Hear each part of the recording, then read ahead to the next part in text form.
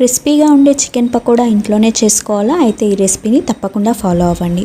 ముందుగా అర కేజీ చికెన్లో 1 స్పూను ఉప్పు, అర స్పూన్ పసుపు, 2 టేబుల్ స్పూన్ల కారం, అలాగే కొద్దిగా పచ్చి అల్లం వెల్లుల్లి ముద్ద ఇవి వేసుకొని ఒక నిమ్మకాయ రసాన్ని కూడా కలుపుకోవాలి. ఇప్పుడు ఈ మసాలా అంతా బాగా కలిసేలాగా ఒకసారి చికెన్ని అంతా కలుపుకోవాలి. ఈ మసాలా అనేది ముక్కకి బాగా పట్టిన తర్వాత 4 పచ్చిమిర్చిని సన్నగా తరుక్కోవాలి. అలాగే 2 రెమ్మల కరివేపాకుని సన్నగా తరుక్కోవాలి. వీటి వల్ల ఫ్లేవర్ అనేది చాలా బాగా వస్తుంది. దీని తర్వాత మనం 2 గుడ్లని కొట్టుకొని చికెన్కి బాగా కలుపుకోవాలి. ఈ గుడ్లు కలపడం వల్ల మనకి ఎగ్జాక్ట్గా స్ట్రీట్ స్టైల్లో పకోడా ఎంత క్రిస్పీగా సాఫ్ట్గా వస్తుందో అలానే మనకి ఇంట్లో చేసుకున్న వస్తుంది. ఈ గుడ్డు అంతా బాగా కలుపుకున్న తర్వాత క్రిస్పీనెస్ కోసం మనం 2 టేబుల్ స్పూన్ల బియ్యపిండి, అలాగే 2 టేబుల్ స్పూన్ల కార్న్ఫ్లోర్ ఇవి తప్పకుండా మీరు కలుపుకోవాలి. అప్పుడే మన పకోడా అనేది చాలా క్రిస్పీగా వస్తుంది. ఈ 2 తప్పకుండా చికెన్కి బాగా పట్టేలాగా కలుపుకోవాలి. ఒకసారి కార్న్ఫ్లోర్ అలాగే బియ్యపిండి చికెన్కి కలుపుకున్న తర్వాత మనం ఇప్పుడు ఒక బాండీలో నూనెని తీసుకోవాలి. డీప్ ఫ్రైకి సరిపోను నూనె తీసుకొని స్టవ్ మీద హై ఫ్లేమ్లో బాగా వేడి చేసుకోవాలి.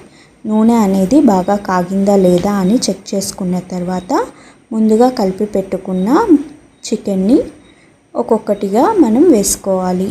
మనం ఆల్రెడీ గుడ్డు అలాగే కార్న్ఫ్లోర్ బియ్యపిండి వేసుకొని కలుపుకున్నాం కాబట్టి పిండి అనేది ముక్కకి విడిపోదు. ఇప్పుడు ఇలా ఒక్కొక్క పీస్ వేసుకున్న తర్వాత మనకి పకోడా అనేది ఎంత ఎర్రగా వేగితే అంత క్రిస్పీగా టేస్టీగా వస్తుంది. సో ఇలా రెడ్గా పకోడా అనేది బాగా వేగేదాకా హై ఫ్లేమ్లో ఒక 10 to 15 మినిట్స్ వేయించుకోవాలి. ఒకసారి పకోడా అనేది ఇలా ఎర్రగా వేగాక ఇలా చిల్లులు గంట తీసుకొని నూనె అంతా వడకట్టుకోవాలి. ఇప్పుడు మనం ఒక ప్లేట్ పక్కనే పెట్టేసుకొని ఒకవేళ నూనె అనేది ఎక్కువగా ఉన్నట్టయితే టిష్యూ పేపర్స్ పరుచుకొని ఈ పకోడాని ఆ ప్లేట్లో వేసుకోవాలి. అప్పుడు ఎక్సెస్ నూనె అంతా ఆ టిష్యూ పేపర్స్ అనేవి పీల్చేసుకుంటాయి.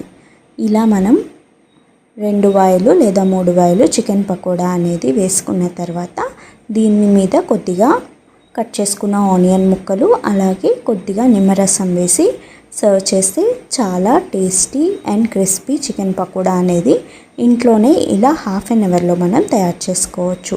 ఈ రెసిపీ మీకు నచ్చితే తప్పకుండా ఛానల్ని లైక్, షేర్ అండ్ సబ్స్క్రైబ్ చేయడం మర్చిపోకండి. Thanks for watching my video.